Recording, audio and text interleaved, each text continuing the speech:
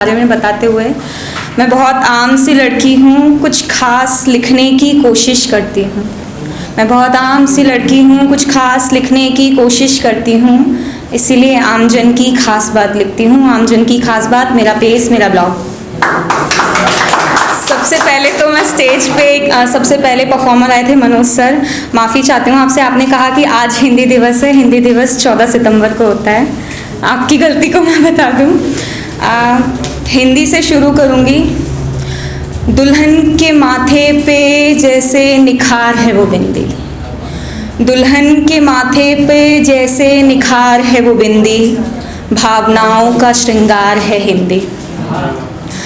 हिंदी वैसे मैं कविताएं लिखती हूँ, आज एक कहानी सुना रही हूँ। क्षितिज, मेरी कहानी का शीर्षक है क्षितिज। क्षितिज का अर्थ बता दूँ आपको। क्षितिज वो हिस्सा जहाँ धरती और आसमान मिलते हुए दिखते हैं। तो शुरू करती हूँ। सुबह सुबह का वक्त था, सुबह सुबह का वक्त था, मिस्टर वर्मा अपने अखबार को पढ़ते हुए। सुबह सुबह का वक्त था, मिस्टर वर्मा अपने अखबार को पढ़ते हुए व्यस्त थे कि उन्हें पता ही नहीं चला उनकी 7 साल की छोटी सी बेटी अनमिका, उनकी 7 साल की छोटी सी बेटी अनमिका उनको बड़े ध्यान से देख रही थी। एकदम अचानक से उसने अपने पापा से बोला, बाबा मेरे हिस्से का क्षितिज कहाँ है? बाबा मेरे हिस्से का क्षितिज कहाँ है? अपनी बेटी के इस सवाल पर वो हैरान हो गए।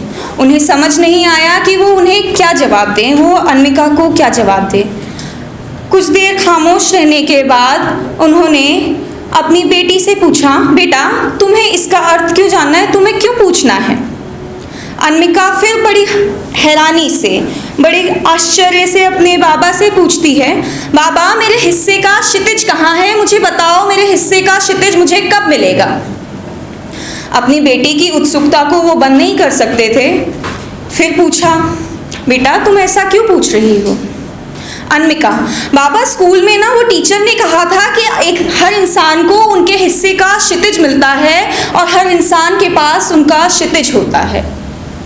मिस्टर वर्मा हैरान हो गए, अपनी बेटी को कैसे जवाब दें। उन्होंने कुछ सोचा, फिर उसके बाद वो अपनी बेटी से कहते हैं, बेटा चलो बाहर, मैं तुम्हें दिखाता हूँ तुम्हारे हिस्से का क्षितिज कहाँ है। वो अपनी बेटी अनमिका के साथ उसका हाथ पकड़कर बाहर ले गए मैदान में। बाहर खुली हवा में, जहाँ सूरज धरती और आसमान में अपनी जगह बना रहा था। मिस्टर वर्मा ने अपनी बेटी से कहा, बेटा सामने देखो, तुम्हें क्या दिख रहा है? अनमिका, बेटा पापा वो सूरज कितना प्यारा लग रहा है, वो धरती और आसमान के बीच में अपनी लाल रंग को छोड़ रहा है।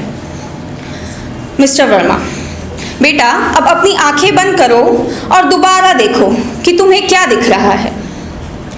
अनमिका, बाबा मुझे बस वो लाल रंग दिख रहा है जो धरती और आसमान में अपनी जगह बना रहा है, अपनी एक पहचान बना रहा है। मिस्टर वर्मा ने कहा, अनमिका अब अपनी आंखें खोलो और देखो, यही तुम्हारे हिस्से का क्षितिज है।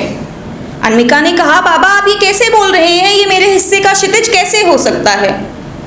मिस्टर वर्मा ने बड़े प्यार से अपनी बेटी को समझाया, अनमिका ये जो लाल रंग तुम्हें दिख रहा है, जो धरती और आसमान में अपनी जगह बना रहा है, ये एक कल्पना है जिसे तुम सच होते हुए देख रही हो और यही तुम्हारे हिस्से का क्षितिज है।